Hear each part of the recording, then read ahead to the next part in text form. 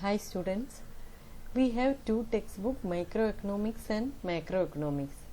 In microeconomics we finished 6 lessons, but as per PU board new syllabus, reduced syllabus, we need to study only first 4 chapters from microeconomics and first 4 chapters from macroeconomics. Okay, then we need to study total 8 lessons from micro and macro. Okay, we can start the first chapter of macroeconomics, introduction of macroeconomics. Okay, we studied what is microeconomics in first chapter of micro. Okay, now we need to study the explanation of macroeconomics. Then what is economic agents? Economic agents means those individuals or institutions which take economic decision we are calling as economic agents. Those who are taking economic decision we are calling as economic agents. Means government, sometimes government will take decisions, or corporation or banks, or different economic decision will take by individuals. These all institutions and individuals we are calling as economic agents. Okay, we know who is Adam Smith. Adam Smith is the father of economics. Adam Smith is the father of economics. You can see here on picture. Okay, this is the picture of Adam Smith. He is regarded as the founder of modern economics. Means father of modern economics. Okay, now we can study what is micro and what is macro. Okay, in microeconomics we studied with the behavior and incentives of individuals or individual companies. In micro we studied about individual behavior, the pioneered by the famous economist Alfred Marshall, and explained the consumer behavior, theory of price, marketing principle. These are the main theories in microeconomics. This one already we studied in first chapter of micro. Okay, then what is macro? It deals with the economy as a whole. In macroeconomics we are dealing economy as a whole, including government, corporation and regulatory institutions. Okay, pioneered by economists such as J.M. Keynes. Okay, then in micro Alfred Marshall, and for macro J.M. Keynes. It can be used to explain aggregate market performance, unemployment, growth, overall market condition. Means in macro we are studying about aggregate or total or economy as a whole. Okay, means we are studying about total economy, or we are studying about unemployment. Unemployment means we are studying about whole people. We are studying about full employment, or we are studying about national income, or we are studying about GDP. This one we are calling as macro. Okay. In macroeconomics, it deals with the aggregates of economic variables of the economy. In macroeconomics, we are dealing with the aggregates of economic variables of the economy.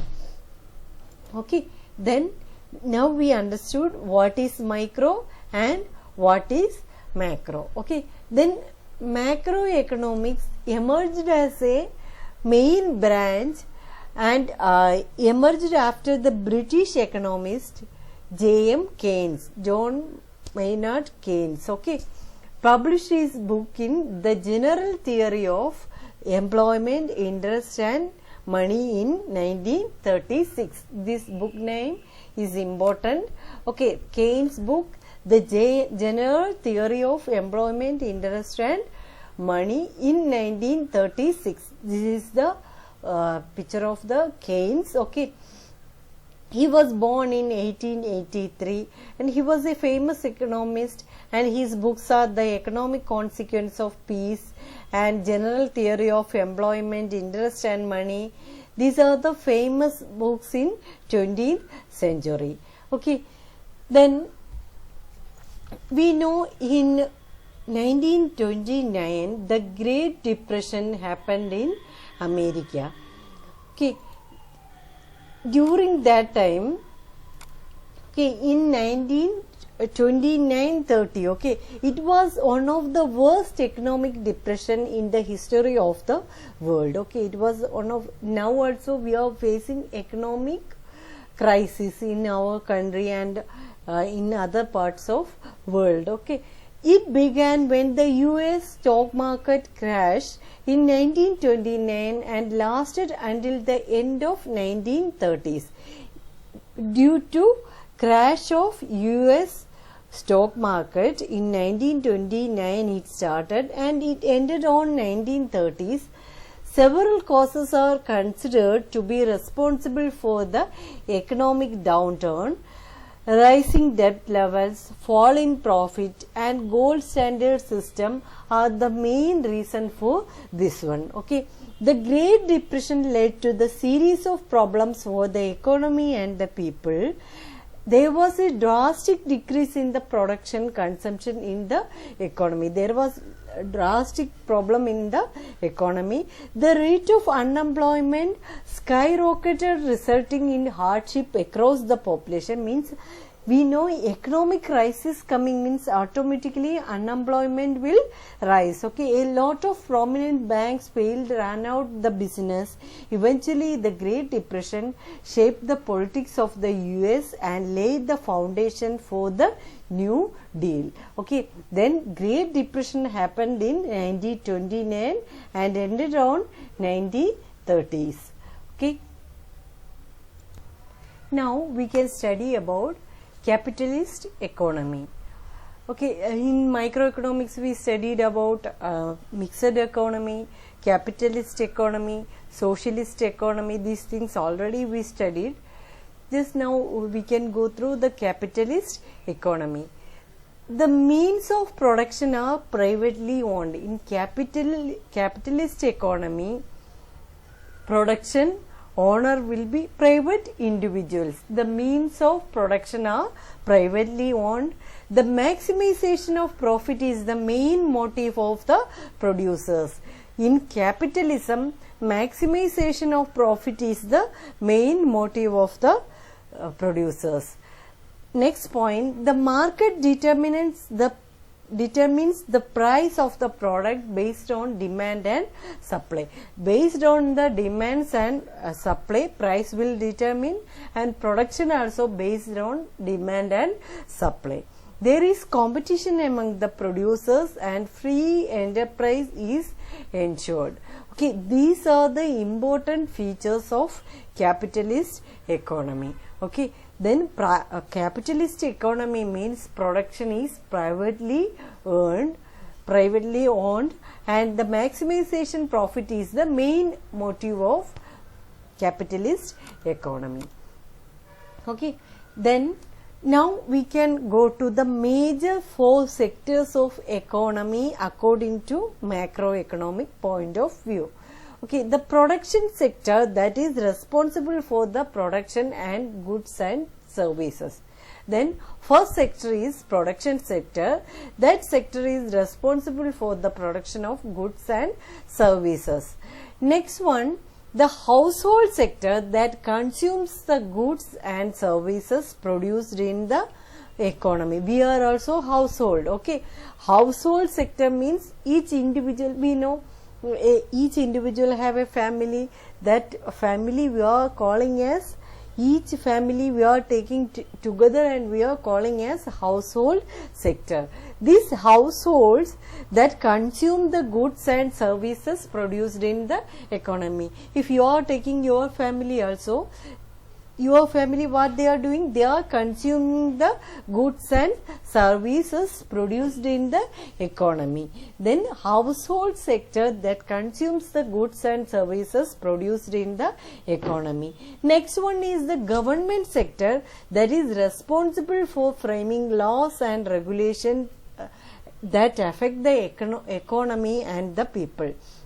means regulatory policies, laws, everything is framing by the government sector. Okay, then one more sector, the external sector, that refers to the rest of the world which is interconnected through trade. Means other country we are doing, we know export, import, these things we are calling as external sector. There are 4 major sectors in the economy: production sector, household sector, government sector and the external sector. These are the main 4 sectors of the economy. Then last sector, external sector. External sector, the domestic country may sell goods to the rest of the world. These are called export.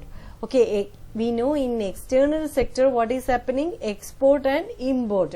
Okay, the domestic country may sell, means if India selling to another country, America, some product we are selling to America, then we can call it as export. The domestic country may sell goods to the rest of the world. These are called as exports. Okay, second, the economy may also buy goods from the rest of the world. These are called imports. Suppose we are buying some machineries from other country like Japan or America, like that, from other country we are buying goods, means we are calling it as imports. Okay, then the economy buy goods from the rest of the world, we are calling as imports. Besides export and imports, the rest of the world affects the, besides export and imports, rest of the world affect the domestic economy as well. Okay, means more than internal sectors, these foreign sector also will, external sector also will affect the economy.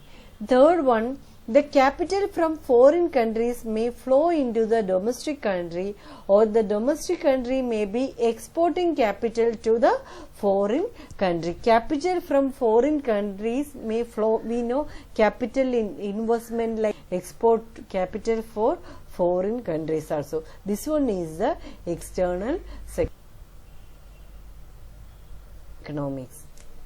Okay, it's very useful in a developing country like India for removing poverty or unemployment or access to education, primary health care, like that. Policies are making depends on macroeconomic decisions. Okay, means macroeconomic shows symbol carry SEBI, like that, means they need to do something for public goals. Okay, these public goals are maximizing through the macroeconomic policies.